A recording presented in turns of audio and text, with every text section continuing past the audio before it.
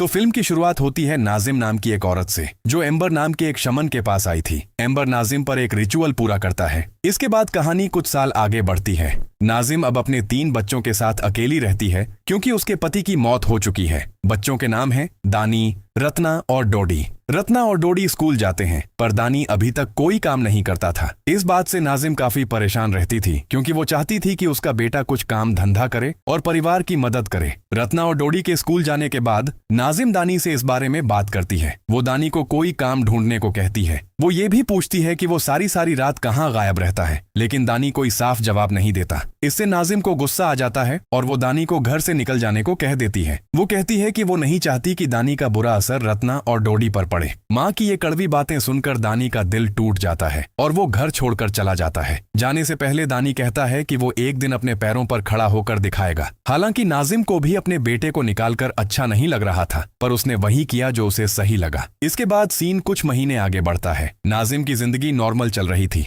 वो एक डाइनर चला रही थी और उसका बिजनेस काफी अच्छा चल रहा था। रोज की तरह वो आज भी एक अजीब तरह की सिगरेट जलाकर एक जगह रखती है, जहां ब्लैक मैजिक का कुछ सामान रखा हुआ था। इधर रत्ना ब्राइम नाम के एक लड़के को डेट कर रही है। दूसरी तरफ दानी ने एक मोटर वर्कशॉप में काम शुरू कर दिया है। वर्कशॉप का ओनर दानी के काम से बहुत खुश है और उसे अच्छी सैलरी दे रहा है। नेक्स्ट सीन में रात को डोडी रत्ना से पानी मांगता है, पर रत्ना अपने बॉयफ्रेंड के साथ फोन पर बिजी थी, इसलिए डोडी को अकेले ही किचन में जाना पड़ता है। सीढ़ियों से उतरते टाइम डोडी देखता है कि एक काली परछाई घर के अंदर घूम रही है। अचानक वो एंटिटी डोडी के पीछे आ जाती है। डोडी डरकर अपने कमरे में भाग जाता है और आखिर में रत्ना को ही पानी लाने जाना पड़ता है। अगले दिन रत्ना अपनी माँ के डाइनर पर अपने बॉयफ्रेंड के साथ आती है और नाजिम उन्हें देख लेती है। नाजिम साफ कह देती है कि ऐसे लड़कों को डेट नहीं करना चाहिए, क्योंकि ये भरोसे के लायक नहीं होते। रत्ना माफी मांगती है और माँ को स्कूल फीस का नोटिस देती है, जो लेट हो गई थी। इसके बाद रत्ना खाना लेकर घर चली जाती है। नाजिम की एक दोस्त है रोडिया, जो डाइनर में ही काम करती है, लेकिन आज डाइनर में कुछ अजीब हो रहा था। जो भी वहां से गुजर रहा था, उन्हें डाइनर बहुत पुराना और हॉन्टेड लग रहा था। बिस्मो नाम का एक कस्टमर खाना लेने आता है और रोडिया से इस बारे में कंप्लेन करता है, पर रोडिया ध्यान नहीं देती। लेकिन नाजिम ये सब सुनकर काफी परेशान हो जाती है। उस दिन डाइनर में कोई कस्टमर नहीं आया था।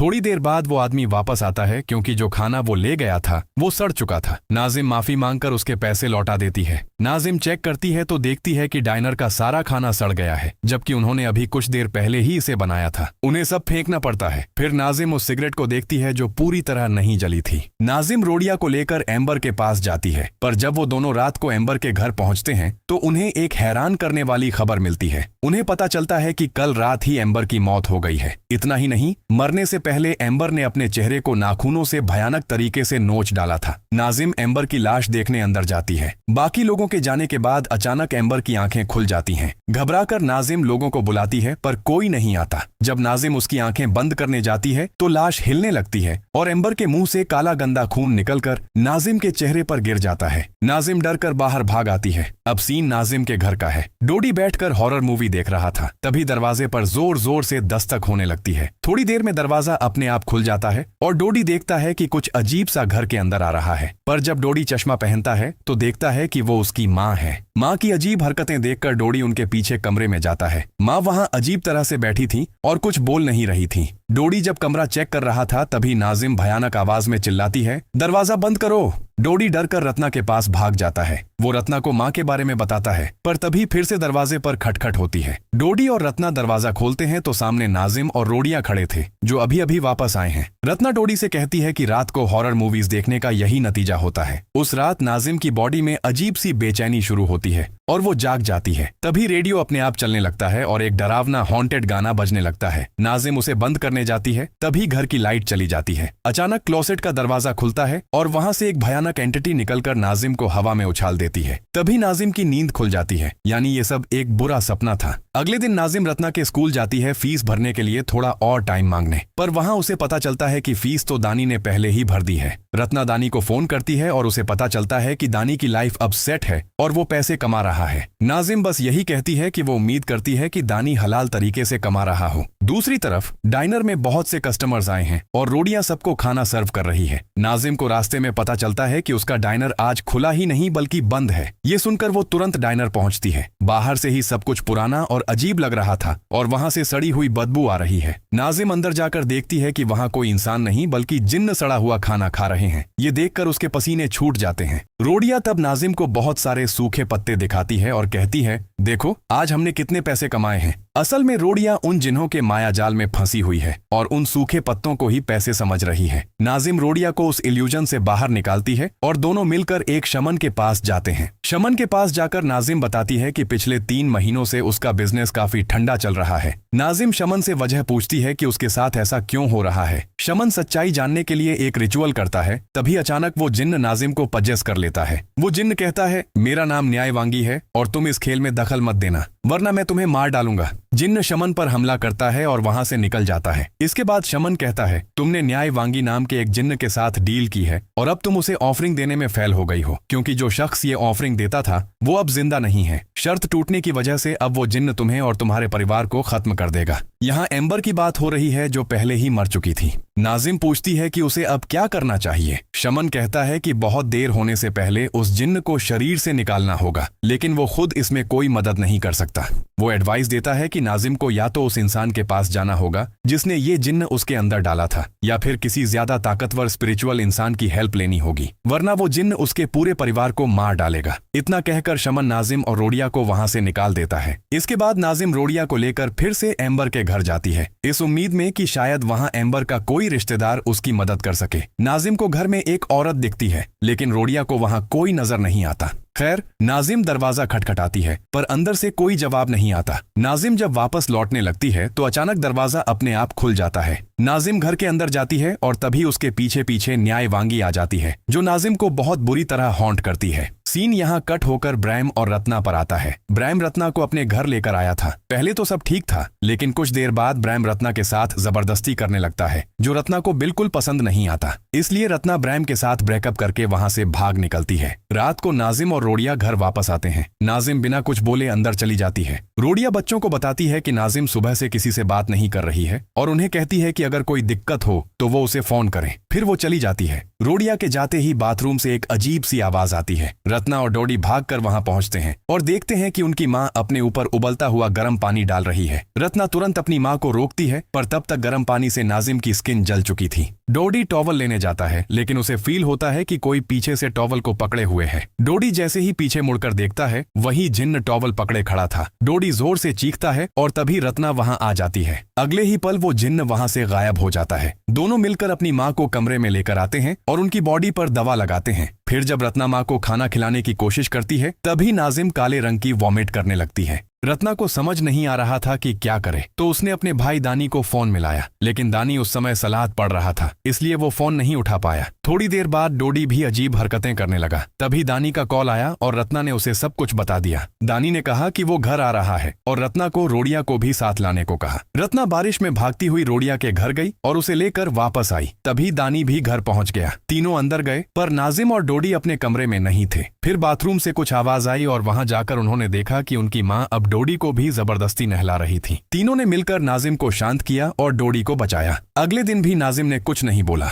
दानी उन सबके लिए खाना लेने बाहर जाता है। तभी ब्रैम रत्ना को मैसेज करके बाहर बुलाता है। जब रत्ना बाहर आती है तो ब्रैम एक फोटो दिखाकर उसे ब्लैकमेल करने लगता है और उसके साथ जबरदस्ती शुरू कर देता है। तभी दानी वहां पहुंच जाता है और ब्रैम को पीट कर भगा देता है। जब नाजिम थोड़ी नॉर्मल हुई तो उसने बताया कि पापा की मौत के बाद से ही वो पूरी तरह टूट चुकी थी। बच्चों को पालने का कोई रास्ता नहीं बचा था, इसलिए वो उस शमन के पास गई और न्यायवांगी नाम के जिन्न के साथ डील की ताकि उनका बिजनेस अच्छा चले। बच्चों को एहसास होता है कि उनकी मां ने ये सब उन्हीं के लिए किया था, जिससे माहौल काफी इमोशनल हो जाता है। पर ठीक तभी डोडी देखता है कि दरवाजा अपने आप खुल गया है और वो जिन्न बाहर खड़ा है। दानी बाहर जाकर चेक करता है, पर अचानक वो जिन्न दानी को बाहर ही छोड़कर दरवाजा अंदर से बंद कर लेता है। तब नाजिम फिर से पजेस हो जाती है और बेड से कूदकर नीचे उतर आती है। रत्ना जैसे ही पास आती है, वो उसे धक्का देकर गिरा देती है। इसके बाद वो कमरे का सारा सामान तबाह कर देती है और अपना सर खिड़की के ग्लास पर पटकने लगती है। दानी दरवाजा तोड़कर अंदर घुसता है, पर तब तक नाजिम ग्लास के टुकड़ों से अपने हाथ पैर काट रही थी और बच्चों पर भी हमला करने लगती है। दानी किसी तरह रत्ना और डोडी को रूम से बाहर निकालता है और नाजिम को उसी कमरे में बंद कर देता है। अगले दिन सुबह जब दरवाजा खुलता है तो वो देखते हैं कि नाजिम दर्द से तड़प रही है। वो उसे बेड पर लिटाते हैं और उसके जख्मों पर दवा लगाते हैं। फिर तीनों बच्चे फैसला करते हैं कि वो माँ के पास बैठकर प्रेयर करेंगे ताकि वो जिन्न चला जाए। लेकिन जैसे ही प्रेयर शुरू हुई, नाजिम चीख कर बोलने लगी, मुझे खाना दो, मुझे बहुत भूख लगी है। मैंने कल से कुछ नहीं खाया।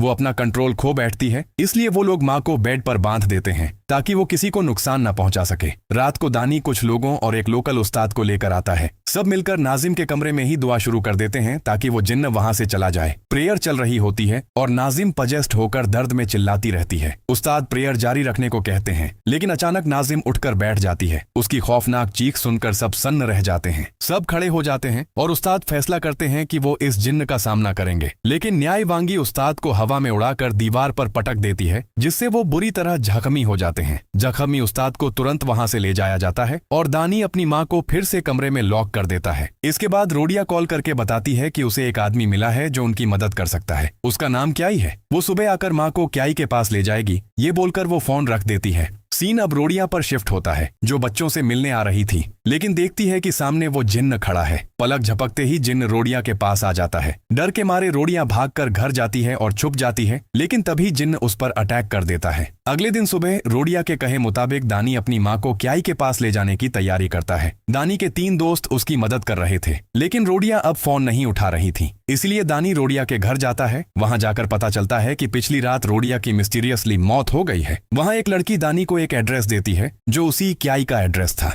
फिर दानी, रत्ना, डॉडी और दानी के 3 दोस्त मिलकर नाजिम को गाड़ी में बिठाते हैं और क्याई के पास जाने के लिए निकल पड़ते हैं। पूरे रास्ते नाजिम चिल्लाती रहती है। क्याई का घर जंगल के अंदर था, इसलिए बाकी रास्ता पैदल जाना पड़ता है। कुछ देर बाद शाम हो जाती है और सलात का टाइम हो जाता है। सब कहते हैं कि पहले रुककर प्रेयर कर लेनी चाहिए, इसलिए वो रुककर सलात शुरू करते हैं। सलात के दौरान डोडी अपनी माँ के पास उस जिन्न को देखता है, लेकिन वो किसी से कुछ नहीं कहता। खैर, जैसे ही सलात खत्म होती है, सब देखते हैं कि नाजिम वहां नहीं है। दानी और उसके 3 दोस्त नाजिम को ढूंढने जंगल में निकल पड़ते हैं। थोड़ी देर बाद 2 दोस्तों को जंगल में नाजिम मिल जाती है, लेकिन इससे पहले कि वो कुछ समझ पाते, नाजिम छलांग लगाकर एक को पकड़ लेती है और एक लाठी से उसे मार देती है। इसके बाद वो दूसरे दोस्त को भी निर्दयी तरीके से मार डालती है और भाग जाती है। कुछ देर बाद दानी और तीसरा दोस्त उन दोनों की बॉडीज ढूंढ लेते हैं। अपने दोस्तों की लाश देखकर दानी टूट जाता है और ठीक उसी समय नाजिम वहां आती है और दानी के तीसरे दोस्त को भी बुरी तरह मारकर जंगल में गायब हो जाती है। इसके बाद नाजिम रत्ना और डोडी के पास जाती है। रत्ना और डोडी डरते हुए अपनी माँ की तरफ बढ़ते हैं, लेकिन जैसे ही वो पास आते हैं, नाजिम उन पर हमला कर देती है।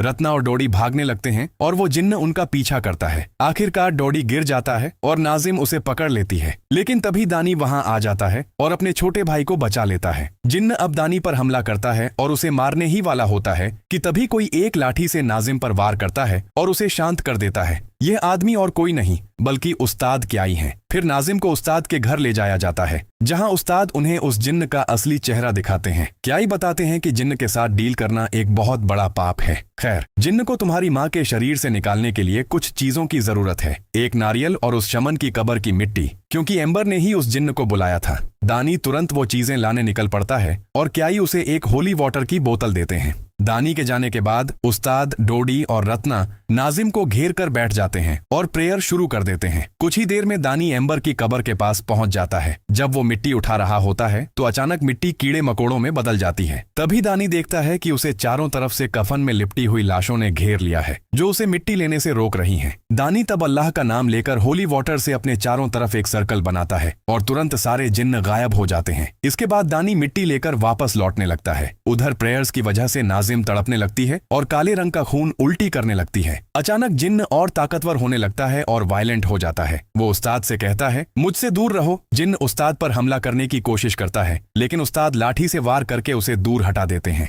लेकिन फिर नाजिम उल्टा होकर अजीब तरीके से उस्ताद से लड़ने लगती है। वो एक छलांग में क्याई को दूर फेंक देती है और फिर और भी खौफनाक होकर आगे बढ़ती है। इसके बाद क्याई और नाजिम के बीच भयंकर लड़ाई शुरू हो जाती है। आखिरकार उस्ताद नाजिम को मारकर घर के बाहर फेंक देते हैं, जहां नाजिम बेहोश हो जाती है। उस्ताद उसे चेक करने आगे बढ़ते हैं, लेकिन नाजिम अचानक जाग उठती है और उस्ताद पर हमला कर देती है। वो उनके कंधे पर काट लेती है, जिससे वो बुरी तरह जख्मी हो जाते हैं। फिर नाजिम एक तलवार उठा लेती है और अपने ही बच्चों पर हमला करने जाती है, लेकिन आखिरी पल में जब वो अपने बेटे का मासूम चेहरा देखती है तो नाजिम किसी तरह जिन्न को अपने शरीर के अंदर कंट्रोल करने की कोशिश करती है। कुछ देर वो शांत रहती है, रोने लगती है, लेकिन जल्द ही जिन्न दोबारा नाजिम की बॉडी पर कंट्रोल कर लेता है। नाजिम उन्हें मारने ही वाली थी कि आखिरी मौके पर दानी वहां पहुंच जाता है। दानी अपनी माँ को रोक लेता है और जख्मी क्याई नारियल पानी पर एक स्पेल कास्ट करते हैं। फिर वो पानी पजेस्ड नाजिम के ऊपर फेंक देते हैं। इससे नाजिम दर्द में चिल्लाने लगती है और दूसरी बार पानी फेंकते ही जिन्न शांत हो जाता है और नाजिम नाजिम बेहोश होकर गिर पड़ती है। इसके बाद नाजिम को लिटाया जाता है और एक्सॉर्सिज्म शुरू होता है, जहां उसके बच्चे नारियल पानी से उसकी बॉडी को साफ करते हैं। साथ ही एम्बर की कब्र की मिट्टी नाजिम के शरीर पर छिड़क दी जाती है। इस वजह से जिन्न मजबूर हो जाता है और बिना किसी विरोध के नाजिम का शरीर छोड़कर चला जाता है। आखिरकार नाजिम को होश आ जाता है, लेकिन वो जानती थी कि अब उसका मरना तय है, क्योंकि उसका शरीर अब जवाब दे चुका था। वो अपनी आखिरी सांसों में अपने बच्चों से माफी मांगती है, दानी से कहती है कि अपने भाई बहन का ख्याल रखना, उन्हें अलविदा कहती है और फिर शांति से हमेशा के लिए सो जाती है। माँ की मौत के बाद बच्चे उनकी लाश से लिपट कर रोने लगते हैं। मूवी के पोस्ट क्रेडिट सीन में दिखाया जाता है कि माँ का डाइनर अब दानी और रत्ना चला रहे हैं, लेकिन तभी हम देखते हैं कि उस जिन्न ने अब रत्ना को पजेस कर लिया है और इसी के साथ मूवी यहीं खत्म हो जाती है।